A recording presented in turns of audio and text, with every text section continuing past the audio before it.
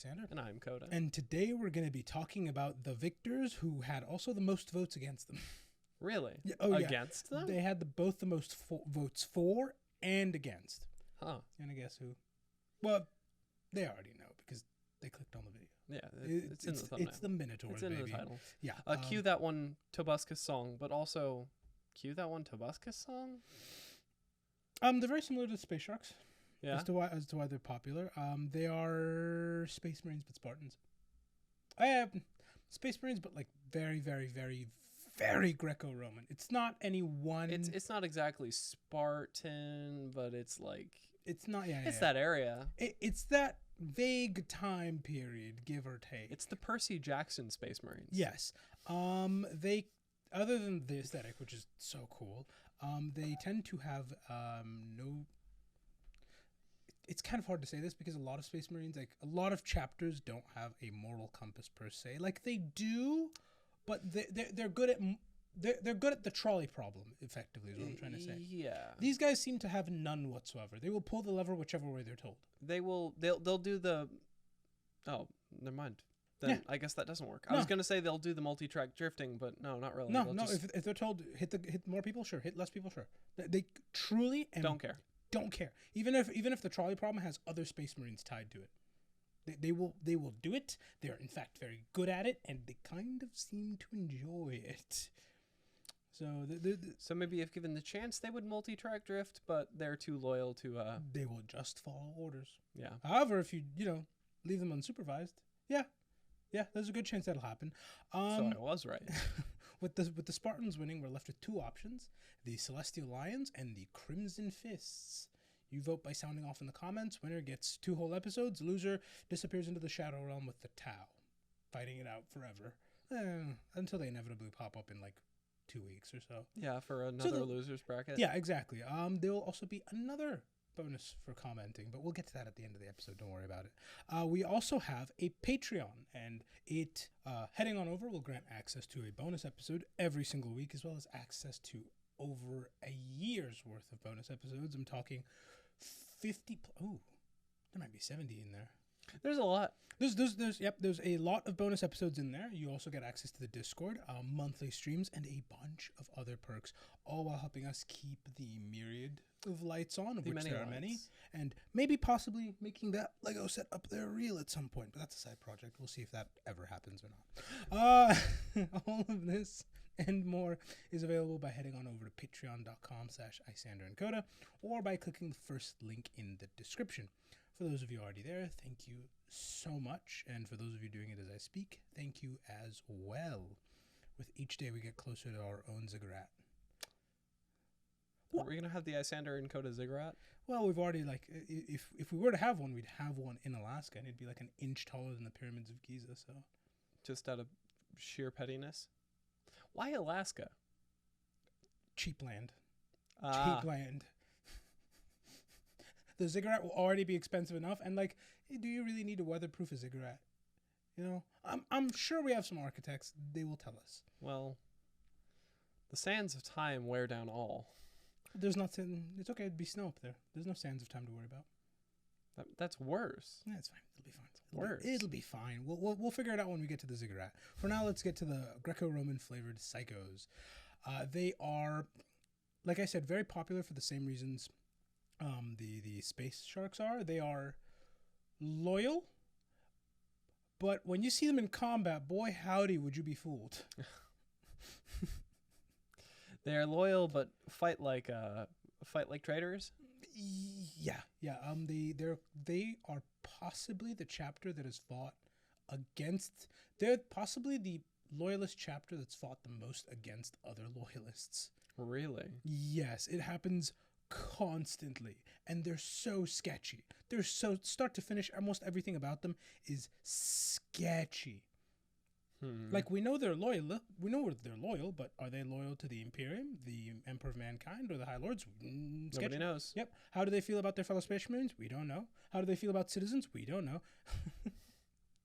Where do they get all their gear? We don't know. Where do they keep getting all these recruits from? We don't know.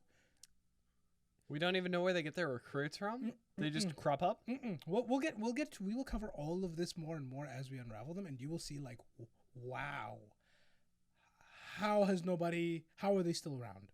How has the Inquisition not immediately started digging into these guys? And the quick and dirty is because they are personally beholden to the High Lords. Typically there's a loose chain of command. Like Inquisitors can, or like I think like in the flow chart in the Imperial hierarchy, Inquisitors could order Space Marines around, but they better throw a please and a thank you, and it better be convenient for the Marines, you know? Mm-hmm. It's the kind of thing where on paper, in theory, they can, but it better be worth it. But try me. Right? And so there's usually like a loose kind of hierarchy, a loose kind of way, like this is how orders are conveyed to different Space Marines. They don't have like the typical hierarchy. It's just High Lords them. That's where they get their orders from pretty much directly. They don't really talk to anyone else in the bureaucracy. They don't need to, frankly. That's not their job. No. They're not like the Ultramarines, where it's just like, I am very deeply rooted into the intricacies of the bureaucracy of this Imperium. Mm-hmm. They are just doing their own thing. Yep. They whatever the High Lords say needs to be done, they will do it without any hesitation. And whenever they do it, there's a suspicious lack of evidence afterwards. Like they will always finish the mission, and then it'll look like a crime scene team like passed by because it's spotless now. Yeah. And there have been countless Inquisitors who've tried to piece this apart, and none have managed so far. They also possibly are not the only chapter known as the Minotaurs. There are two? Yes. Yes. The first one was also infinitely shady and infinitely brutal and came from the Cursed Founding, which gave us the Lamenters. And it was basically the local mechanic tried to improve on the whole Space Marine thing, and it kind of worked. Like, we got Wolverine out of one of them. It worked. Pretty cool. We got maybe like 15 extra horsepower. Yeah. The problem is there were so many cons. So many of them came out. Like, the Lamenters are chronically depressed and unlucky as a fact from birth. It's very funny that's the way they are. Yeah. No explanation, just they're sad and unlucky. Yes. And so it is entirely possible that that these Minotaurs are the current ones, but these ones were vicious. Even by modern Minotaur standards, they would ignore orders. Yeah, it's very much so like a World Eater situation where we deployed them to the planet and we told them to pull back, and they just didn't do that second part. They did deploy to the planet though, but at some point these completely insane ones just seemed to vanish one day for about 3,000 years, and when they came back, whole different armor set, whole different personality. And so they went from looking like this, that, yeah, to, let me see if I can find, to that. They went from traffic cone to legionnaire. Yes, and we're supposed to believe they're the same chapter.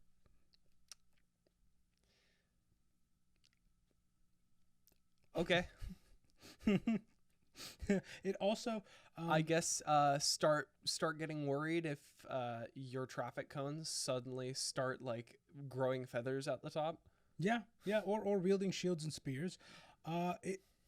Outside of canon, the guy who wrote it did soft kind of confirm on Twitter. So, and this is back when it was, I'm talking like old Twitter. This is up in the air. I'm talking. I will show you the screenshot. Oh no, I didn't grab it. Is it ancient Twitter that's just like? It looks like MySpace Twitter. Yeah. Yeah. No, it's that old Twitter. But he did confirm that the new ones are different and related to the Iron Warriors now. Really? Mm-hmm. But again, it's very vague. There's room for interpretation. However, I'm going to run with that because that's the writer. And also because it fits a lot. It fits very, very heavily, and you'll see as we move on. It's the writer confirming that this is a thing, but also this is the 40K version of J.K. Rowling rewriting Harry Potter characters. Kind of, yeah. And then in canon, it's more complicated because the Minotaurs don't have any records effectively. Really? Mm-hmm. That's funny, considering the Imperium seems to keep some very deep records on at least most of their chapters. Well, they do. We do have a couple on them, and it leads. There's this very weird thing where the very, very, very, very first Minotaurs behaved a lot like the current Minotaurs, but then something happened in the middle, and then they disappeared, and then we got the modern ones. So it's very messy. It's very confusing. Okay. And if the first ones were cursed, these current ones don't seem very cursed, is what I'm gonna say. Okay. Yeah. Yeah. So we are frankly not sure exactly who their dad is here. Like, we need a Maury Popovich style show, but strong guess, gut feeling here, it's probably Perturabo. Really? We know it is chimeric, so we know it's a mix of somebody and somebody else. But there's Perturabo, and there's my bet. Maybe a mix of Angron and Perturabo. Possibly, but you'll see as we go on. You'll see what I mean. Where it's like the Angron really got reined in aggressively, and there is one record of what their gene seed is, what the match is exactly, but not even the Inquisitors are allowed to look at it. It's just the High Lords who know. So we don't know either. Yep. Okay. Yep, we have no idea. They share in his traits of being like very, very reclusive, very, very paranoid, kind of disliking their fellow Marines, very, very much so, and also having a very laissez-faire approach when it comes to collateral damage and civilian losses. They subscribe to the same school of thought as the Iron Warriors, where it's numbers. It's numbers. I don't care. It's all numbers. It doesn't matter. It does not matter at all. And you can kind of see where the similarities come from, you know?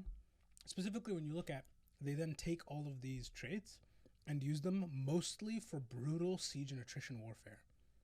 Makes sense. Makes sense. You see why I'm looking? It looks like Perturabo's the one who left for cigarettes. And also considering that Perturabo and Perturabo's homeworld are at least a little bit Greco-Roman inspired. It's Olympia. It's Olympia. Here's one of the Hammer of Olympia, one of my favorite titles. Well, yes, I get it. Guilliman has 101, and I do like most of them. But the Hammer of Olympia. That's pretty cool. It's so cool. If there is one Primarch I wish was redeemed, or just came back and was the same petty variant, it's Perturabo. Like, give me the most mortifying dreadnought you've ever seen back on the battlefield. Give him a Titan-sized model. Well, why not? He's still around, isn't he? Maybe not like full Titan, like Warhound Titan, but like still make him big, make him very large. He's still around, right? He's one of the ones that's like confirmed not dead, just doing confirmed stuff. Not dead. He's just off. He's just doing stuff. Yeah. A lot of the Primarchs are stuck in this kind of limbo. Do you know when the Marvel movies were first starting out, and like they'd always be in New York, but you'd never see Spider-Man because he's like in a weird IP situation with Sony? Yeah. That's what it feels like for a lot of the Primarchs, where it's like they're around and you're in their area code. They should be there. You mentioned one of their villains, but they're not there. They're not there. They're just somewhere, maybe. Maybe. We don't know. For culture-wise, they are very stoic. They do genuinely enjoy testing themselves against worthy opponents, which could be where the whole like, oh yeah, they really like stomping out Space Marines comes from. Because I'll be honest, your average Johto Space Marine is not a worthy opponent. No. However, there is a slight wrench in that, which is when you're facing a worthy opponent, you don't jack all their stuff afterwards. Like a lot of the time, and this is part of the appeal for the Minotaurs, it doesn't feel so much as worthy opponent as let me stuff this into a locker real quick. Okay, to be fair, this is a part of where they get the Greco-Roman inspiration. If you read the Iliad and you get to the combat scenes, for one, every other line was, and this guy died in this manner. But just after that line is another one saying, and this guy grabbed his stuff. So yeah, they're fully living up to their routine then. So they are just they're the combat part of Greco-Roman, where Guilliman is the pomp and circumstance and the artifice of Greco-Roman. We all know the one image of like the orator in the middle of it, just like debating. Is it Plato who gave a speech and then wound up with him dying? I think it is. He gave a speech so compelling that everyone was like, "Okay, you gotta die. This You're too smart for your own good." It wasn't too smart for your own good. If I remember correctly, he talked his way into his own grave. If I remember correctly, we have a lot of history buffs. If I'm wrong, I will be notified. Would this be history buffs or philosophy buffs? Both. Yeah, this would be the ultimate team. Some of column A, so the ultimate crossover episode. This would be a combo move between them. Other than Space Marines, they've also fought Sisters of Silence, Sisters of Battle, and Custodes. They've even killed a member of the Custodes. That's impressive. A whole team died for that. Okay. A whole team did die for that. Was it a situation of just like a team of 10 and it took all 10 of them to take down one Custode? We'll get to that later. Is my simple answer. Other than the beating of the fact that they'll beat you up and then nick all your stuff, they do. How do I phrase this? They commit to the Greco-Roman bit a lot in some cases, and then really don't in other cases. Like you said, like with the Iliad, where there's a combat scene, you beat them up, you take their stuff, you move on. Right? This guy died, and then this guy grabbed his stuff. And that's very, very much so them, right? But a lot of the time, outside of their named characters, they kind of just read as you know the Persian immortals read at times, where it's so many very cool people all in this armor, but like, who are they? I actually don't. I'm unfamiliar with this. You don't know the Wait, are you serious? Yeah. Okay, so the basic premise of the Persian Immortals is it's this army all wearing the exact same armor down to like masks, so you can't see who's who. Mm-hmm. And the basic thesis is the terror tactic, I should say, is you would kill an immortal and another would just take their place. So that's why they were called immortal. Functionally, it didn't matter. Functionally, you didn't kill them. They were always at full strength. But the problem with that is, and by the way, it's such a cool way to do it. Like, they're definitely taking losses, but like just pretending, no, we didn't. We're always at full strength. Yeah. It's a very good way to like psych someone out. Mm-hmm. And so sometimes they do read like that, which is still cool, but like give them personality, you know? But they... Like, their chapter master really, really, really commits to it. I mean, like, look at him. Look at him. Look at him, right? He's a Spartan fighter. Yeah. His crest is maybe the wrong way, or that's not what they're called. The plume. Mm-hmm. That's what it's called, I think. And like, when he's described in combat, he's using that spear and shield very effectively. Like, he is being shot at and still running into melee range. I love it so much. But for a Greek-inspired chapter, possibly related to Perturabo, named the Minotaurs, they need a maze. They do need a maze. Like, I feel like they need a maze. Do they not have a maze? No, they don't. Okay. No, they don't. I'm going to keep comparing them to the Space Sharks here for just a little bit, because the Space Sharks got it very good, and to be fair, this is fairly recent. They weren't always like this. But now they have, like, the full routine. Like, they walk up, liquefy the ground beneath you, and, like, massive jaws will come up and eat you. Like, it's so cool. They're so unabashedly like and they have that silly and excessive. Yeah, exactly. There's no need to do that, but if there's one like any good thing in D&D, it's all about the flavor. Mm-hmm. Like, yes, sure, I'm positive they could cast Fireball and it would work, but jawsing someone, mm-hmm. it does the same amount of damage and sends a message. So I absolutely love that. And the Space Sharks just do that. I mean, for goodness sake, their chapter master, we didn't cover this, has an aquarium. He doesn't need to. Is it full of sharks? What do you think? Absolutely. How else would that go down? Like, there's no need for half the stuff the sharks do, but again, it's all about the flavor. It's all about the flavor. Mm-hmm. It can be so much more fun reflavoring stuff like that. And I really, really do hope the Minotaurs get that treatment in the future. Like, at bare minimum, the next writer, give them a maze. If anyone from GW is watching and they are related to Perturabo, give them a maze. Give them a maze. They need it. Dare I say they deserve it. It would be amazing.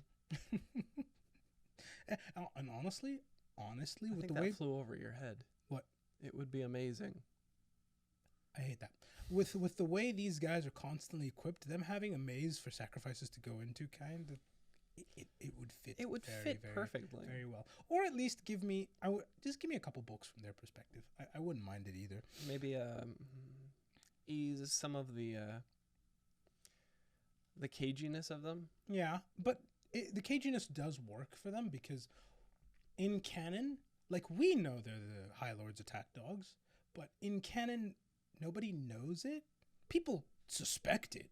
People suspect the hell out of it, but like it's not like some of the other legions where they wear their shtick on their sleeve, you know? Yeah.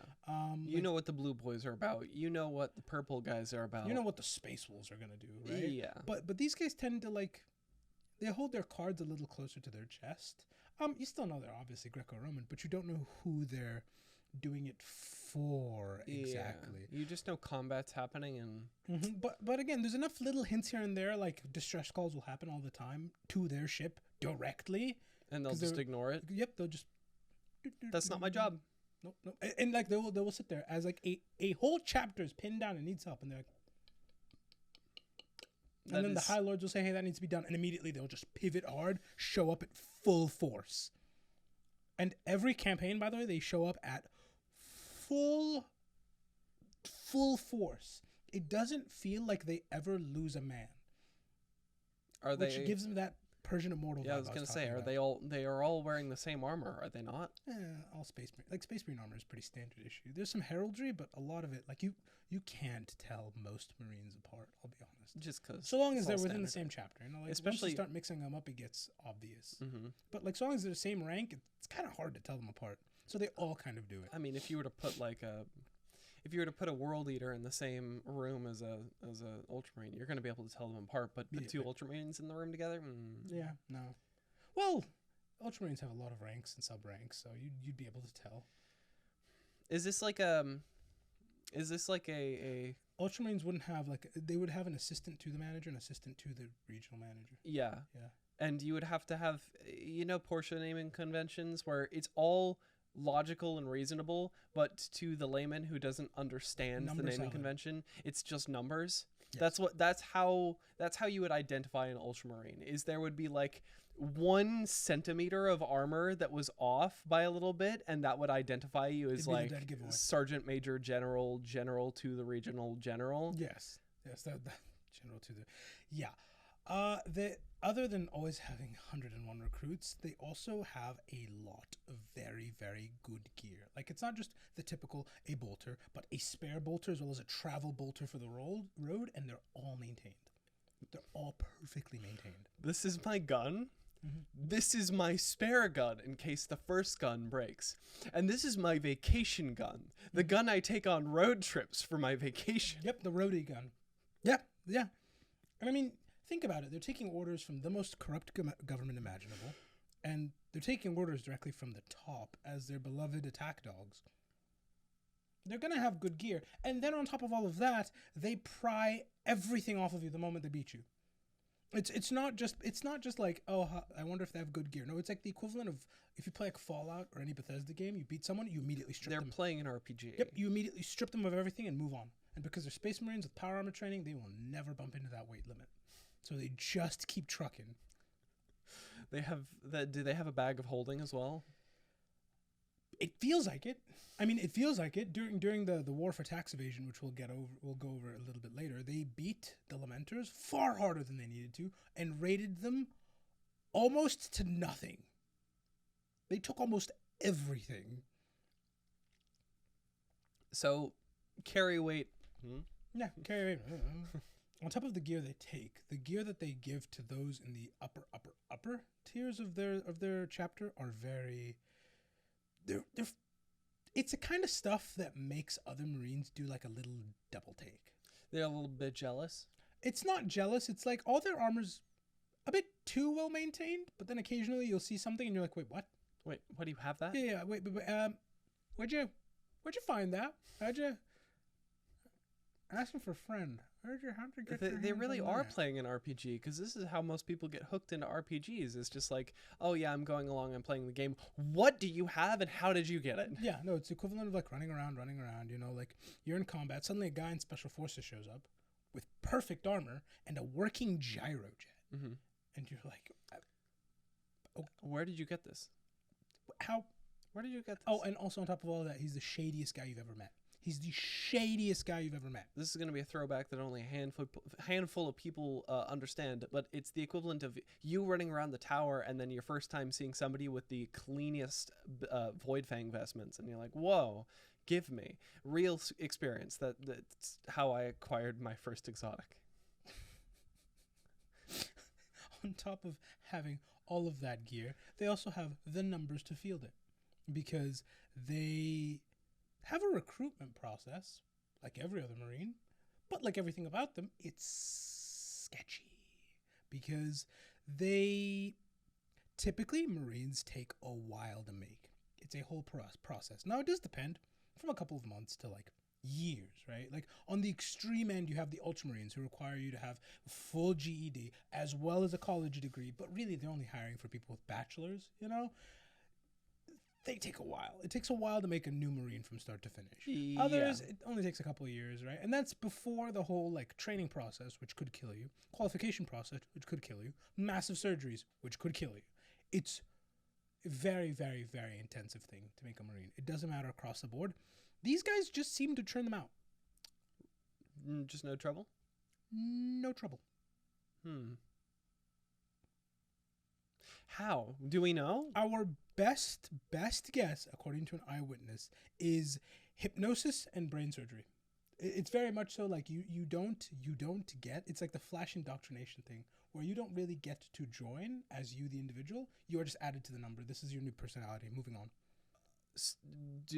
So you mean they just kind of like take from other chapters and they just hypnotize them into... No. It's the whole flash indoctrination thing. We covered it with the World Eaters, where you basically just... this happens in the Arkham games too, where you take a guard, and instead of training them and all that, you effectively Clockwork Orange all the things they need to know into them. Personality be damned. I need you to do a job. What about the surgeries? What about the genetic modification? What about the extra organs they need to stick Honestly, in them? that's not that bad. Because if you think about it, if you're not doing any of the qualification stuff, because you already know you're irrelevant to this process, and it's really just surviving surgery, you could be thrown into like a sterile room and it'd be knocked down a week. And if you think about it, that's pretty good as far as making a Marine goes. Yeah. Right? And now my second question is, how did they Clockwork Orange them? Because there's no way they just like held their eyes open to a TV. They don't have field experience at that point. Did they like matrix all of the combat data in? Did they stick this random guard into an STC and then he went, I know Kung Fu? That is a fantastic question, which leads us to their chapter master, who has died several times, but just keeps coming back. So they do matrix people. Are they body snatchers? There are rumors that the Minotaurs higher-ups aren't real people, but a title passed down from person to person to person. And whoever gets the title next, you just get the old guy's war gear, they scramble up your brains, they make you that guy again, and they move on. Are they body snatchers? The question then becomes, are any of these people real? Like, is this a real personality at some point? Or is this just like a thing we made that we just load into and we move on? Yeah, they put a person on a flash drive and they'll just stick it in your ear at some point and you're them now. Pretty much. Yep. It's so sketchy, isn't it? That's pretty sketchy. It's so sketchy. Where did they acquire this technology? And I assume the mechanics already have it. Nobody knows. We don't even... These are theories. Nobody knows. Nobody knows. It's the same case as their gear, where it's like, how did you get that? Stop asking questions. It's just... Yeah. And honestly, you don't want to be around them to find out, because they don't show up like a one or two. It's all of them. It's full force every single time. And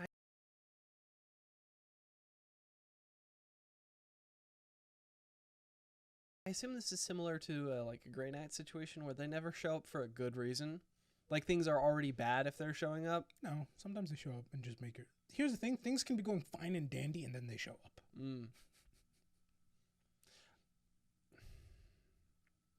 Still, I hear about what are maybe the High Lords attack dogs, and I'm getting the hell out of Dodge. Yeah. I don't want to know what they're coming in to fight. Yeah, exactly. And partially the reason they show up at full force is because it's very intimidating to see that. It's very terrifying. It also is, the other reason is because, much like the Iron Warriors, their solution is just throwing everybody they have at it. Like, they have the reserves, and they're going to use them at everything. Which has given them the title of Masters of Attrition and Siege Warfare. But, again, they have an infinite budget and infinite resupplies and the best gear available, so, like... It's not really attrition, it's just I'm going to wear you down a whole hell of a lot quicker than I'm wearing myself down. It really feels like... Which is technically attrition, but it's just like... You're running your resources down pretty quick, too. Yeah, no, it really feels like Perturabo left for milk and cigarettes, and these are the only Iron Warriors left, just inflicting that paternal trauma on everyone else. Just they don't know how to deal. They just put it out into the galaxy. And man, oh man, do they put it out there. They have such a high body count. It's ridiculous. They regularly take objectives, which basically means leave nothing living. They basically glassed the area. Yes. Yeah. The one lucky thing that has ever happened to the Lamenters is they survived meeting the Minotaurs. That is the one lucky thing. They usually do not leave survivors. Yep. Like, they are very much so the solution whenever the High Lords want a chapter gone. Mm-hmm. I would like that chapter removed from the book, please. And they go, okay, done. Gotcha. Easy money. Easily done. And they will always do it. 24 hours or it's free. Mm-hmm. It really does feel like that. That is the exact way they would. Yep, 24 hours or it's free. It's done. It's always almost theoretically you'd think they'd be used against Chaos Legions very, very often, but they're usually just used against internal traitor legions. Like, they despite being good at this, they don't often go against the actually bad ones. They're just, I mean, the High Lords, it's like they're pretty myopic. I would gather, especially from our video on them. They're mostly focused on like the people who would be there to take their power from them. Yes. Than the outside forces. That is precisely correct. Either by their own myopia or by they just don't know. Mm-hmm. No, that's exactly what their thing is. From the very beginning, they've always been more of the means the High Lords used to stay in power more than anything else, you know? The first time they did this was during the Solar Rebellion, when you can guess what happened. Various planets in the solar system started the sun rebelled. Yes, pretty much. And they dealt with that very, very swiftly.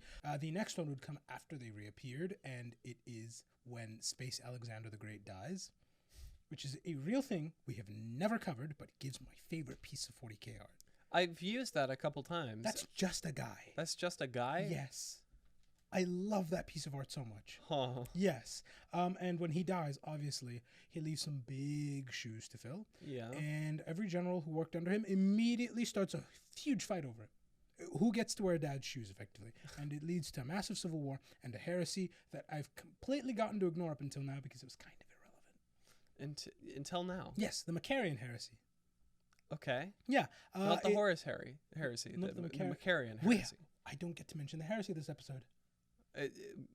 You get to mention a heresy. Yeah, but not the heresy. Oh, this is great. I think this might be the first episode. For the sakes of this episode? I think this might be the first episode we don't mention the Horus heresy. Well, we just mentioned it now, so...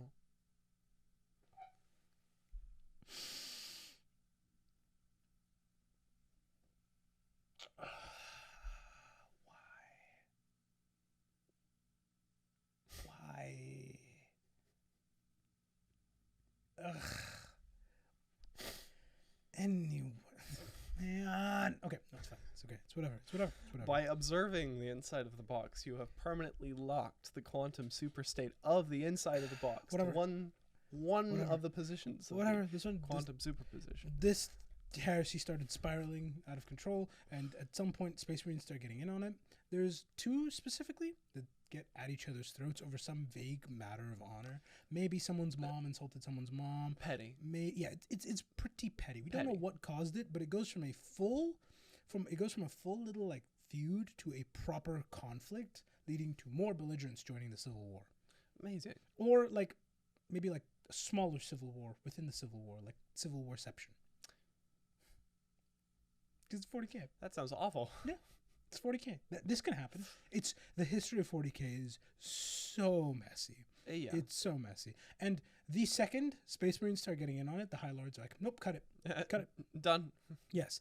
And so they sent in the Minotaurs to fix this. And this is kind of like two siblings fighting a bit too rough, you know? Like, they will break the couches if they keep this up. The TV's going to get knocked off, you know? And the equivalent of the National Guard is deployed.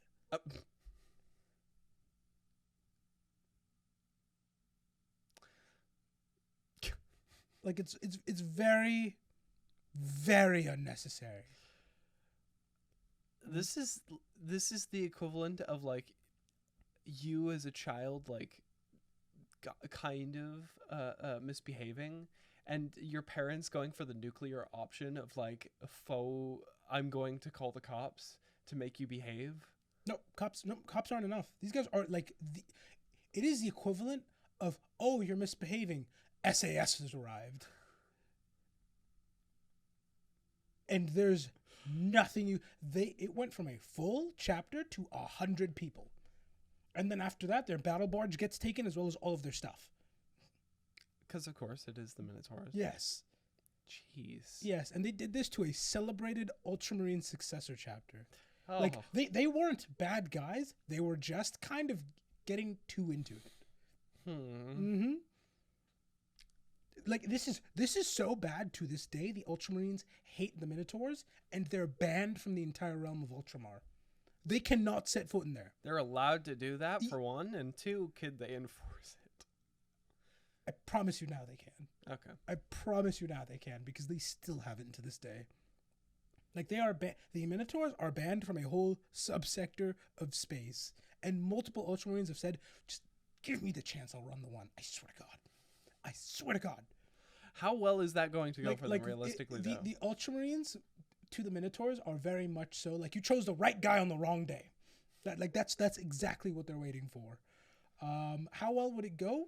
That's a good question. The Minotaurs are very, very, very, very strong. The Ultramarines cheat. Because, yes, cool, the Minotaurs are a chapter. The Ultramarines are also technically split into chapters. Technically. But they have their father, and they're all Codex compliant, and they work together real often. And they have a whole realm to themselves that's an empire within an empire. You see what I mean? Yeah. Like, it would be a legion, effectively, against the chapter. They're technically chapters, but it's like... Like, rules is written, they're a chapter. If the Minotaurs spite Guilliman personally, they're acting like a legion. Rules is written, they're a chapter, but Guilliman wrote the rules. That's a perfect way to put it.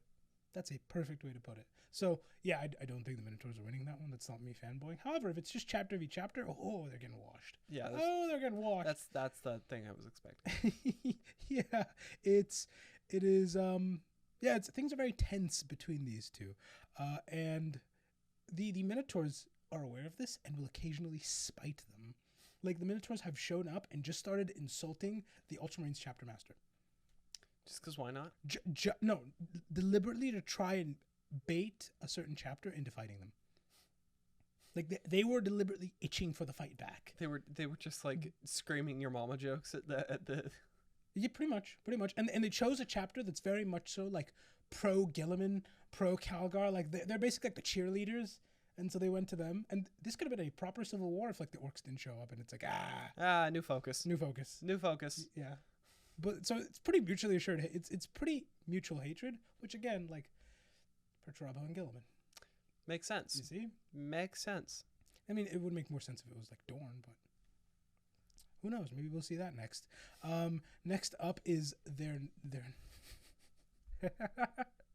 Their next appearance is simply known as the Harrowing of the Night Reapers. This is a very edgy name. Mm-hmm. What happens? There's this one Space Marine chapter that wound up on the naughty list. They were due to get coal because they just people blow up planets all the time in 40K. It's a common occurrence. It's pretty par for the course. Yeah. They were doing it preemptively. Huh. Like, oh, chaos is gonna maybe take root here. Gone. This was the imperial equivalent to the pre-crime division from Minority Report. Yeah, pretty much. And then on top of that, they show up and kill a rogue trader's fleet. And now they're using alien weapons and armor. And occupying one. Like an alien structure. So this is heresy. Oh, it's real heresy. So this is heresy. Yes. It's so bad that not only are the Minotaurs deployed, but the Grey Knights are there too. Well, they're using alien relics. Of course, something has to have grabbed them. Send in the Grey Knights. Yeah, and these two walk into this weird alien spire that they are occupying. There is a massive explosion afterwards. All the Grey Knights are dead. A lot of Minotaurs are dead. The main Minotaur in charge is also dead. And there is no follow-up to this. The Grey Knights have 0 questions to ask about this. The Minotaurs have 0 answers to give about this. And hey, remember the guy who was in charge of the Minotaurs that was in that explosion and died? He's just back now. Oh, cool. I'd imagine it's the brain flash drive. Don't worry about it. Don't think about it. He made it. He survived. He made it despite the fact that Grey Knights didn't. Which, if you don't have a sense of scale, go watch the Grey Knight video. These guys are just, they're the most, they're Space Marines. Yeah. They're real strong. Like there's this bell on Earth that will get rung whenever like a great hero dies. So it happens every now and then. Every Grey Knight causes that thing to be rung. Every single one. If one dies, it's getting rung. Guaranteed. So they are the Space Marines of Space Marines. It's like the highest you can get before you're just a custodian, effectively. Like there's no two ways about it. They're terrifying. And then their biggest showing was obviously the Great War for Tax Evasion. That one. Yes. Which honestly should be its own episode. It's We've done this now twice in 2 different episodes. It keeps coming up. A lot of stuff is very pertinent for this one. You know, funnily the enough, Badab War is very important. I think aside from the heresy, this is the event that has come up the most in different videos. No, the galaxy splitting in half. Sorry, the 13th Black Crusade happens in every episode. Okay, so we weren't going to mention it in this one either. So the third most talked about. We've hit everything. The heresy, 13th Black Crusade, and now this one. Yeah. Yeah. That's upsetting. Yeah, a little bit. We're going to go a whole episode without mentioning that. So the War for Tax Evasion is... It's very humorous where the Minotaurs lie in this. Because, as I've mentioned, they're real strong. Yes. They're very heavily armored. Mm-hmm. They're very well equipped. And they have the numbers advantage in pretty much every situation imaginable. Yeah. And instead of them being sent at the main guys who started this war... or the other guys who are kind of putting other chapters on the ropes. The real heavy hitters. They're sent after the lamenters. Who... the sad boys in the corner. Who didn't even evade taxes. They were tricked into it.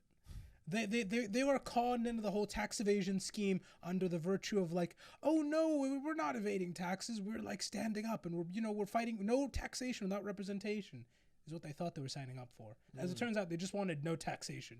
And again...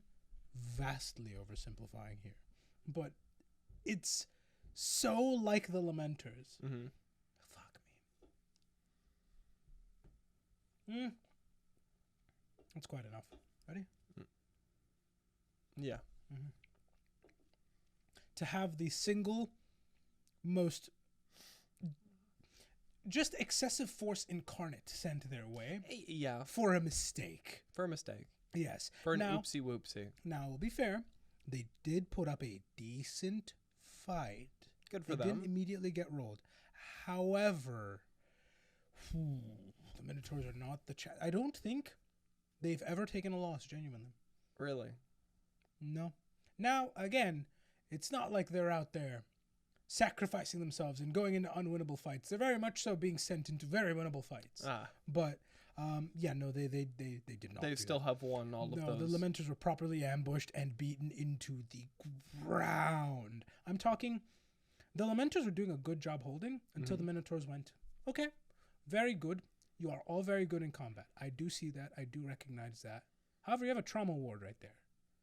So we're going to attack I'm going to get that. And the Lamenters were like, wait, no, that's not allowed. And they were just they lost so viciously. They held out for violating the Geneva Conventions. Excellent gambit.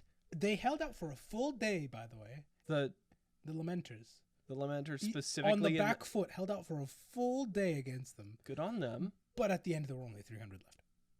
Yeah. Who were forced to surrender right there. And then they were thrown in space jail. And then the Lamenters got salvage rights to their whole fleet. It's the funniest thing, the most humorous thing about this to me, that really seals the deal about the Lamenters' luck, is they're super unlucky. Nothing ever goes their way. I mean, they're tricked into joining a secession from the Imperium. Yeah. And as a response, gets the single best equipped Marines this side of McCragg sent their way. Like, nothing ever works out for them. Yeah. Ever. They're constantly dealing with terrible assignments, dealing with warp storms, dealing with just casualties that make no sense, frankly. Amazing. And then on top of all of that, their gear is buggy as all hell. It barely works sometimes, right? But the moment the Minotaurs get their hands on it, works flawlessly. Love that. The moment the Minotaurs touch it, it's all working great. No problems at all. None reported. And it's just... They perpetually have an aura that shatters mirrors and makes black cats run under ladders. Like, it's just the worst thing. It's so funny to me. These poor guys, dude. Yeah. They just... And dressed in the happiest color. Mm-hmm.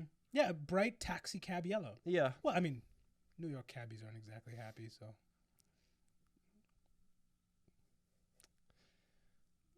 They're pretty happy. They're painted in the same color as the Smiling Friends HQ. They're happy. Well, it's also a pain to paint them. Like that's another part of their luck. That's a joke in the community where it's like, of course, the Lamenters would also be painfully hard to paint. You're lamenting having to paint them. Yeah, it's so good. You should watch the episode on them if you haven't. I love them so much. Nowadays, the Minotaurs are kind of like whenever high Lord assignments are pretty rare, few and far between, and they're pretty like on a need-to-know basis. Yeah. So we don't really get to see a lot of them, really, except for very recently when Guilliman came back and just kind of shook up the whole Imperium's political system. The Minotaurs were very, very active for that. I'd assume they had questions, at the very least. Yes. Well, it's not questions. It's a full-blown rebellion. Oh, awesome. Like, just straight up, overthrow. No. I don't care. I do not care. We are doing a coup right now. And it's so funny because I don't have to be nice to the High Lords because it's not their video. Mm-hmm. A lot of their grievances with Guilliman boil down to like middle child syndrome and like reforms that aren't even very, very like it's the equivalent of like, and I'll be fair. The guy leading logistics, Guilliman walks into the room. There goes my job. Well, I'm fired. I'm so fired. For no fault of my own. I'm turbo fired. I did nothing wrong. I was doing my job great. He just walked in. Yeah. This is great. Of course. Yeah, right? So I do get his perspective, but a lot of the reforms that Guilliman's promoting aren't really like an end to the most brutal regime imaginable. It's just, let's make the most brutal regime imaginable a little bit more efficient. Functional. Yeah. Like the biggest change Guilliman has made is launching a competent crusade. That's it. That's the biggest change this man has made. It's a competent crusade and competent hiring policies. That's it. That's all. That's the biggest thing he's shaken. Man has spoken directly to the Emperor. Those are the two things that he's changed the most. But I liked my inefficient hiring policies. And those inefficient hiring policies kept them on top. Yeah. You know? And so, despite the fact that your average Joe, Guilliman's reign is not changing that much, I'll be honest, right? Long term, obviously, it probably will because this is how these things go. But I'm talking right now, not much has changed. Not much has changed. They don't care. But for the guys at the very top, the guys who my portfolio was hit 10% by him just appearing again, I want him gone. Yeah. Yeah, I want him gone immediately. Things were going great. That graph was just hockey sticking. And for the first time in my life, it stopped that. I had so much money. It was all green forever. Yeah. So, as many old people do, they don't like things being shaken. Seriously, they're just not a fan. Listen, I liked the things when they were. Mm-hmm. They're not new. They're Mm-hmm. consistent. Yeah, and they're Old easily people controllable. like nice, stable things. You don't shake an old person. Like, it just doesn't work for so many reasons. Well, right? Like, you'll literally rattle their bones. It doesn't work out for that. And so they decide the thought we were talking about shaking the environment, not the old person. Yes. Yes, some of column A, some of column B. Moral of the story is some octogenarians got real mad and they have a whole rebellion over this. I'm talking like a good almost heresy. Like about half of the High Lords decide, nope, we've had enough of Guilliman. A good almost heresy. I mean, the Minotaurs joined in against Guilliman. Fighting Custodes on Earth. This was the Ultramarines' moment. This is like, we're going to get him back. We're going to get him back, boys. Except all Ultramarines are in the realm of Ultramar or off doing paperwork. Oh. So, no, it's not, actually. We're going to get him back with logistics. Yeah. I wrote a mean note on one of our bombs. Yep, there we go. This is the point where they do manage to kill one custodian, which is a big deal. That's a huge deal. Again, one custodian, if you want to go by like the maximum math possible, is 6 million Tyranids. Like, again, raw, like the most we've ever seen die. Like, to a single Custodes is 6 million. That's not the average, obviously. Yeah. All the story is, whenever the Custodes are deployed somewhere, their combat record just has a W added to it before they land. And to be fair, never been wrong. Except for the one time. Which got us to where we are right now. But other than that, never been wrong. Yeah. So the Custodians are a lot, and to kill one of them, huge deal. Whole squad died. A whole squad died for it. Yeah. But it's pretty impressive showing. At the end of it all, though, it turns out that Guilliman specifically started this coup using another High Lord as a man on the inside because he knew this would happen anyway, and this was just a better way to hire people without looking like a despot. So the coup has a coup thrown on it, and everyone who was in the coup, the original coup, is killed off by the one guy who's part of the fake coup, and the Minotaurs just kind of get away with that. Yo, dog, I heard you like coups, so I cooed your coup so you could coochie coup. Yeah, pretty much. Yeah. And there's, right now, no punishment for the Minotaurs doing this. Which means either this was part of Guilliman's plan, or he recognizes that they are so useful, they do need to stick around. Like, we do need a cleanup crew directly answering to the High Lords. Yeah. And now that the High Lords have been fair, pretty much all rehired. The High Lords are all rehired, and they are his rehires. By process of transition, I guess he kind of orders the Minotaurs around. Yeah, pretty much. They now answered on Ultramarines. So I guess the Ultramarines really did get them back. And I'm saying we are ready for a Minotaur book right now. Because they answer to the one of the legions they specifically dislike. There's so much room. There's so much room. Funny. This is the perfect time. For a full Traitor Minotaur book? Not Traitor, but just give me a book. Give me the perspective they have, you know? Like, don't show me what the hammer did. Show me how the hammer feels. You know? And that's what I want for these guys. Because a lot of the time it's very much so like, oh my god, that's a sledgehammer. Yeah. But what was it thinking as it crushed his ribs? What was the sledgehammer thinking? Yeah, you know? I'd love to know that. So we need the Pixar style movie about the Minotaurs. Yeah, I would love that. I want it so badly, and it's not just because I was a Percy Jackson kid. Like, it's just I need this. It would be fun. Yeah. They also maybe a Percy Jackson style Minotaur recruiting book, but at the end, instead of who is the main enemy of the first Percy Jackson arc? Luke. And him trying to bring one of the Titans, but was it Cronus that he was trying to bring back?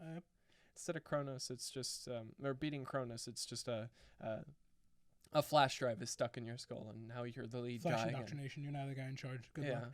Yeah, I can't imagine what it must be like just knowing you had like living Rick Riordan's life and knowing you tangibly had an effect, making an entire time period culturally relevant to a group of kids. Oh yeah. Don't get me wrong. Zeus was always going to be cool. Well, but On surface level, yes. Yeah. Looking deeper into it, oh god. Yeah, like don't get me wrong, I'm not saying like they wouldn't exist without him, right? But like I personally know, and maybe it's because I was this person, I know quite a few people who like reading those books, they were genuinely like, at any point it's gonna appear over my head. Any second now. Oh, absolutely. Any second now. I was waiting for that lightning bolt. I was waiting for it. An owl. You were a Zeus kid? An owl would have been acceptable. An owl would have been acceptable. I've always been, and I stay firm on this, an Athena stan. I could tell right now, but we were really banking for lightning bolt. So, I actually had a buddy who, the Caldecott tunnel is mentioned in there as a way you get to Camp Half-Blood. And when he was a kid, he was like, at some point it's going to open up. Yeah, it's just going to happen. At some point it's going to open up. It's just going to happen. Right next to it. Yeah. So, well, it wasn't Camp Half-Blood. It was the Roman extension. It's the Roman variant. Because the Roman variants are all on the West Coast, and the Greek versions are all on the East Coast. Mm-hmm. Sorry. Because just the concept of Jupiter crip walking. West side. He's West Coast. It's the West Coast. I didn't know they were divided by the coasts. I didn't read the Roman ones, and that's all I could think about. I read the Egyptian ones. But you not read the Roman Greek ones, so you know that. I read the Greek ones, but not the Egyptian. I read the Greek, the Egyptian, and then I dropped off. The gate to Camp Half-Blood is like somewhere right outside of Boston, isn't it? Boston. Yeah, but yeah, it's been forever since the Caldecott tunnel is the Roman one. Is a Roman one. Does the Egyptian one have? Does it interplay with the?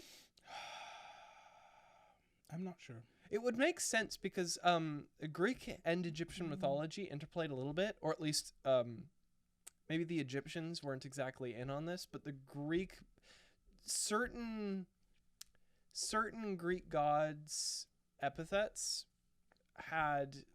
They cameoed effectively. They cameoed episode. Like there are certain areas in Greece where they do tell of a myth where like Zeus, Athena, and somebody else had to go fight like a big snake somewhere. No, they knew it was Apophis. Oh, they name dropped it. They name dropped Apophis. They said these guys the rights to that. That's what I mean. Is I don't think the Egyptians were exactly in on this, but the Greeks heard that and they went, "Oh, dude, that must have been Zeus." Yeah, it had to be Zeus. That had to have been Zeus. Snake struck by lightning, you say? No, it wasn't snake struck by lightning. It was they transformed into their animal forms. And like I think Zeus is commonly held to be like a falcon or an eagle, and so an eagle fighting the snake, and then two other animals. I can't remember. I love that they just read that and they're like. Dude, that's got to be Zeus. Oh, it had to be Zeus. It had to be clearly Zeus. It was clearly Zeus. They just haven't caught on yet. So there's just certain areas in Greece where it's just like, oh yeah, they went south for a vacation, found this big snake, and said, screw that. Oh hell yes. So yes. there are a couple Greek mythos or sections of the pantheon. Because the pantheon isn't all one thing. It's kind of like different areas revere different gods differently, and that's why they have this concept called epithets. Is just like, here is to make a very clear example. Here is like Aphrodite of love, and here is Aphrodite of horny. Those are two different areas thought of her in two different ways. There's even an area that thought of Ares as like a god of love, but in a weird way. What love could war bring? It wasn't exactly war. It was more just like the passion to fight for someone you love, if I remember correctly. Oh, I see. Yeah.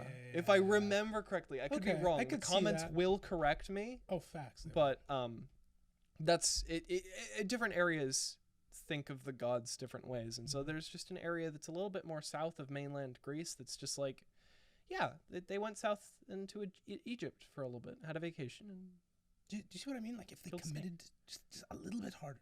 There's so much to be done. It'd be so cool.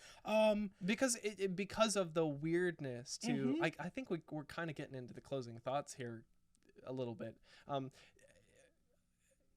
You could absolutely just take from any of the Greek gods' epithets, and it would make sense. And look at what their dreadnoughts look like. That Like looks when they really come, cool. those are some of my favorite looking dreadnoughts. With the weird bronze and brass accents. They're called the Hecaton. Look at them. Look at them. They don't have 100 hands. No, that's a Hecatoncheires. Hecatoncheires. You can tell where they got the inspiration. Yeah, Maybe they have like, maybe if they had like a missile bay of 100 missiles, like 50-50 shoulder mounted. God, that would be. That'd be that. Give them a Titan now. Is my answer. Give these men a Titan now. They would have the access. They're working for the right people. Hand them a Titan now. Because first of all, they'd give it a very cool name, and second of all, they wouldn't give it. They don't care. They don't care about their dreadnoughts. They don't venerate them at all. No. No. They just use them. Yeah. No. It's just cold. It says they're treated with cold indifference. It's a tool. Yeah. It's It's like, just another tool. He got his arms blown off. Well, we put him in that. Yeah. Now he can have 100 arms and they blow up. Mm-hmm. It is what it is. I love these guys. I want. My only complaint is I want to see more of them, and also I hope to God they never go against another chapter I like. Those are the two things I feel about them. Yeah, because then the chapter you like is Oh yeah. gone, reduced to maybe 10 guys. Yeah, and also they can never really do their whole like chapters have to be fabricated for them to crush because they can never really like take out a beloved chapter, you know what I mean? Just because it's like, yeah, because weren't the lamenters kind of like a chapter that people fell in love with when they were crushed? no, people have always kind of liked them Oh, in an underdog kind of way. I see. We I all heard love I to root heard for I an heard underdog. I heard inklings, I heard whisperings in the comments in our Discord that was just like, yeah, they were kind of not around before all of this, and then people fell in love with them. I mean, it did help. Don't get me wrong. Starring in a big war, I mean, one of the largest conflicts to happen up until Abaddon did his whole thing, Mm-hmm. that is going to help you with name recognition. Yeah. You know? Yeah. And they had a good, genuinely, a good showing while also still showing their character because you just had to look at the Minotaurs to know, like, we're hosed. Yeah. We're hosed. Yeah. We're hosed. We're done. It's over, Mm. right? We calmed in and said, hello, we are just fighting for Space Marine rights, to which we got heavy breathing over the intercom. Like, they knew they were cooked. They knew they didn't stand a chance. And yet they still did. Men like me, I'd dig my hole deeper completely by accident. I'd hear heavy breathing over the phone microphone and go, what is wrong with you? Calm down, mouth breather. What do you have to tell me? Yeah, and then... And then immediately a Minotaur would drop on my head. Yeah, no, it wouldn't be 300 survivors. It'd be none. It'd be none. None whatsoever. None whatsoever. But, Maybe Phil over there, but like Phil got both of his arms blasted off. Mm-hmm. And now he's been forcibly...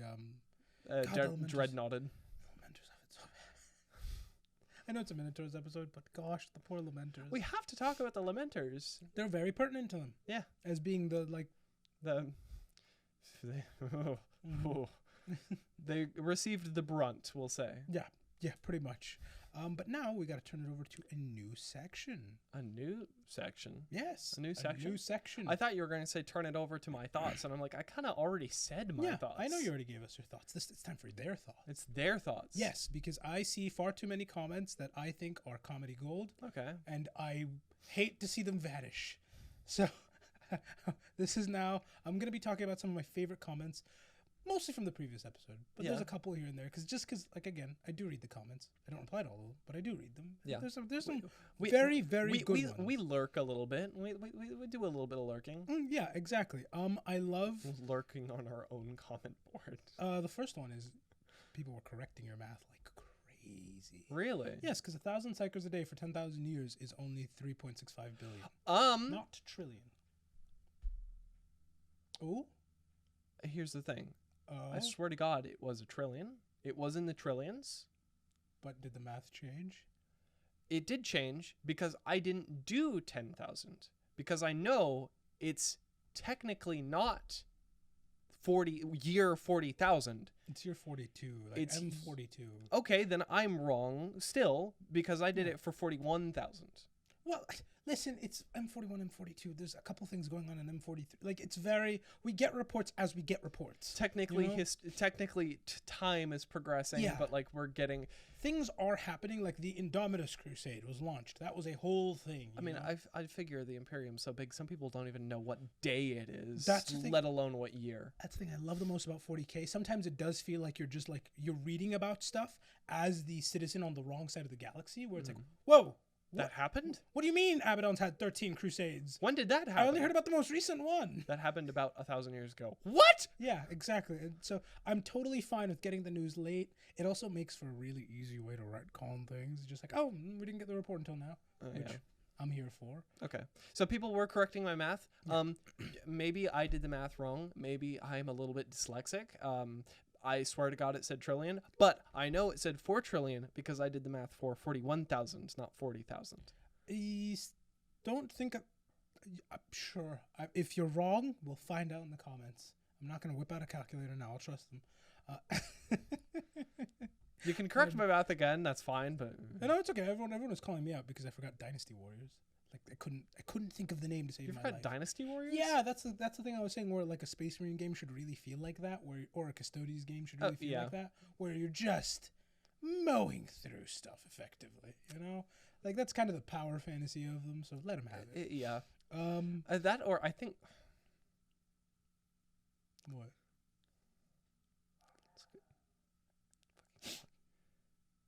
Let's get a Bayonetta style game.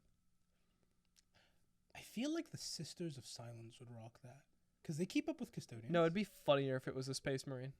No, they're just not fast enough is the problem. When I say Bayonetta, I mean strip them out of their armor. Oh, I thought you were talking from the speed perspective. Also, for Bayonetta, first of all, it's a Dark Eldar game. Oh, yeah, absolutely. Easily. Absolutely. Come on. Or Harlequin. Acceptably Harlequin. It's probably Harlequin, because Dark Eldar is too sadistic for what Bayonetta is. She's not sadistic. She's just kind of like horny. Yeah. But it's like a weird level of horny where she's not horny for you. She's horny for her. Yeah, just generally speaking. Yeah. Generally speaking. So, God, I'm surprised nobody's made that yet. But yeah. Let's get a Space Marine Bayonetta game right now. Another one I really liked was I am once again LARPing Sisyphus asking for Tau Crisis suits, to which they simply got the response, one must imagine Tau fans happy. And I appreciate it. I've noticed every time someone loses the losers bracket, morale is at an all-time low. Yeah. Like, it's just... Please, man. Please, I just want to see this video. Please. I saw a Dark Eldar quote that I was very... Well, it really summed up the horror of dealing with the Eldar. Yeah. Which is just a quote, I see the future you will soil yourself. Attributed to some Eldar. What are you going to do? What are you going to do? When you walk into a negotiation and he's like, you're going to need a new set of pants. Immediately, the vibes are all thrown off. Oh, immediately. My shui is fully unfunged. Yeah, no, there's no fung left. They took all the fung left. They took all the fung. All I have is shui left. All I have is shui. Yeah, pretty much. I saw someone posit that they subscribe to the theory that the Emperor split. Like a banana? Yeah. There's one, which is the one on the throne casting the light. Super duper neat. Oh, split, not like left the building. No. Like split in two. Like there's the one on the throne right now that howls into space, right? Yeah. And then there's another warp version of him that's being created from all the collective worship that's been happening on millions of planets and trillions of souls, and how they're not necessarily the same thing, but the one stuck in the chair is aware of the other one showing up, and he's unthrilled about that situation. I mean, that would kind of make sense, because we've described as your weird shadow in the warp, or like your flicker in the warp, I guess. The shadow in the warp is the Tyranids thing, as your soul. So it would be, and since I guess technically the Necrons have proven that you can go on without that soul. I just feel you feel really, really awful about it. It's not too...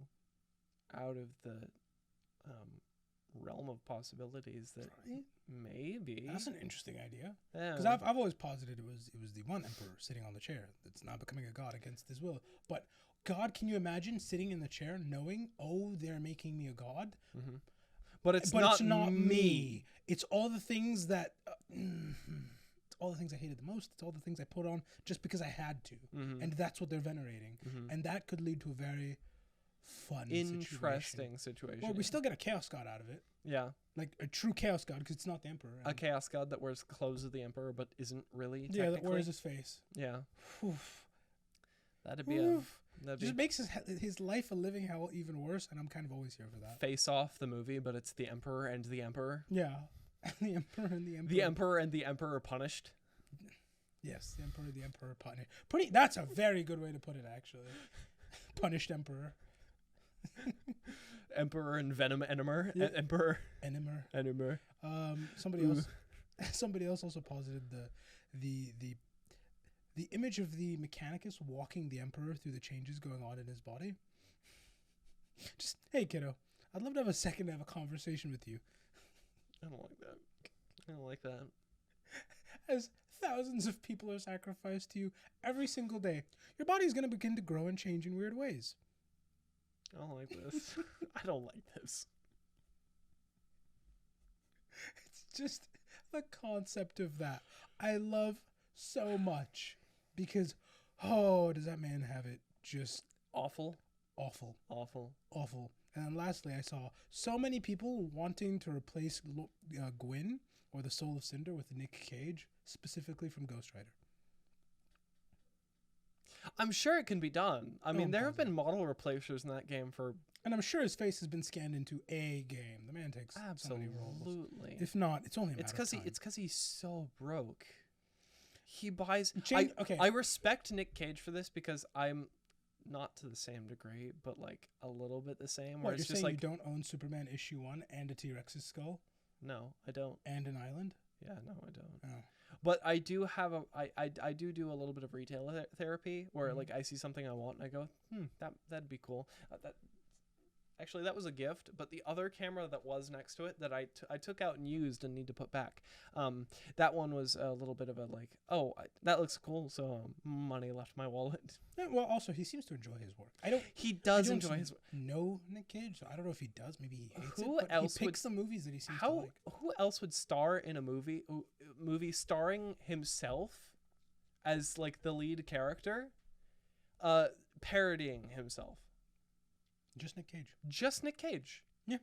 Just Nick Cage. A certain level of confidence I can't help but respect. Absolutely. Like, I joke about Nick Cage. Mm-hmm. I joke at his expense, but I respect the man. Also, the fact that apparently, according to comments of source, he changed his name from Coppola to try and get roles on his own merit, not because people saw Coppola and went, get in the role. I think if I remember correctly, Donald Glover has a very similar thing going on, except he used a stage name for a little bit, and I think that's specifically the reason why, for his music stuff, he goes by Childish Gambino and not Donald Glover, and I'm gonna drop it like the NASDAQ. Really hates that. Mm-hmm. I think he mentions it in a song. He's just like, my dad had nothing to do with my success here. Is he related to Danny Glover? You're joking, right? That's his dad. They're related? Yeah. Huh. I don't know. If I remember correctly. No. Fact check me right now, so... Hold on.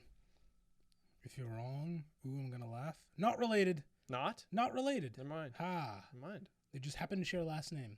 Lying on the internet. How could you? Not lying on the internet. Just shame on you. I swear to God, there is a line, I think it's in Sweatpants, where he's like, yeah, my dad had nothing to do with my success. I'm paraphrasing. I'm not going to say the line because I don't remember it. Nope. His mom is a daycare provider, and his dad was a postal worker. It's not really Hollywood connections. Unless the post office started paying a lot better than I thought. I could be wrong. You were right. He talks about, hold on. He does talk about it. I know he talks about it in Sweatpants too. Yeah. But it's a character apparently. I see. That's what's going on. It's a character, for that album. I see. I was gonna say like, that doesn't make sense. I mean, this is, yeah. I'm surprised I was wrong about that. Yeah, well, it happens to the best. It does happen to the best of us. That does wrap up. Listen, I can't be the arbiter of all things weird and like musical, like music history. And yet, that's your job description. If you can't, I think we're gonna have to find a replacement. It's kind of not. I talked to someone recently who's like, the breadth of his music knowledge is frightening.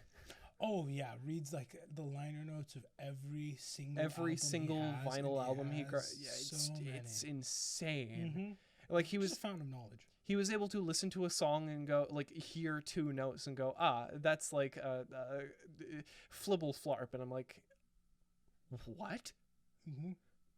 It's just what? The man's knowledge was insane. Like he just knew that somebody, I can't remember any of the names he said because he was able to just like rattle off so many, and then we Googled them, and yeah, he was right. Just like listened to 2 notes of a song, understood that this person's hands touched this music at some point. Some little thing that's their signature. Minuscule thing. I'm talking again 2 notes. Like you'll always hear tambourine in certain Motown songs, and it's like, oh, I know exactly who that is. Yeah, exactly. Because no matter what, you'll never lose a tambourine. Apparently, was that person's thesis. If you listen to Motown, you'll know. Which, I mean, to be fair, you're not going to lose a tambourine in anything. So no, it's going to stick out. It's got a very unique timbre to it. Oh, God. Okay, you know what? Yep, that wraps up this episode. We will see you next week for either the Celestial Lions or the Crimson Fists. As always, make sure you sound off in the comments. Thank you for watching, and thank you for being you. You vex me.